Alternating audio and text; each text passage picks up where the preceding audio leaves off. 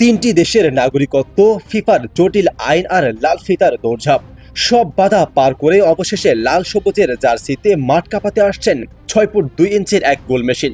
হ্যাঁ, বাংলাদেশ ফুটবল পেল তার সবচেয়ে কাঙ্ক্ষিত ফিনিশারকে। কিন্তু এই পথ মোটেও সহজ ছিল না।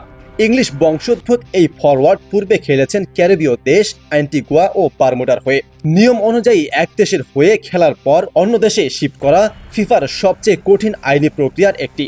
তার ওপর মাতামহের মাধ্যমে নোয়াখালীর বংশসূত্র প্রমাণ করা, সব মিলিয়ে ঝুলছিল বড় প্রশ্নবোধক চিহ্ন। অবশেষে বাফুফের দীর্ঘ আইনি লড়াই আর জুরি বোর্ডের টানা পর্যালোচনার পর এলো সেই ঐতিহাসিক মুহূর্ত। ফিফা অফিসিয়ালি দিল সবুজ সংকেত। হাজারটা আক্রমণ তৈরি হলেও শেষ মুহূর্তে ক্লিনিক্যাল ফিনিশিংয়ের অভাব। ঠিক এই জায়গাতেই পার্থক্য করে দেবেন চায়ান। 6 ফুট 2 ইঞ্চি উচ্চতার এই ইংলিশ স্ট্রাইকারের ফিজিক্যাল ব্যাকআপ আর বক্সের ভেতরের খুনে মানসিকতা সেপ্টেম্বরের ফিফা উইন্ডোতেই প্রতিপক্ষের রক্ষণভাগ দুমড়ে মুচড়ে দিতে প্রস্তুত। কিন্তু গল্পটা শুধুই জায়ান হাকিমের নয়। একদিকে লেস্টার সিটির তারকা হামজা চৌধুরী, অন্যদিকে ইতালি, কানাডা ও ডেনমার্ক ফেরত প্রবাসীদের গ্লোবাল টাচ, স্থানীয় প্রতিভা আর ইউরোপীয় পেশাদারিত্বের এই পারফেক্ট ককটেল বাংলাদেশ ফুটবলকে নিয়ে যাচ্ছে এক নতুন যুগে।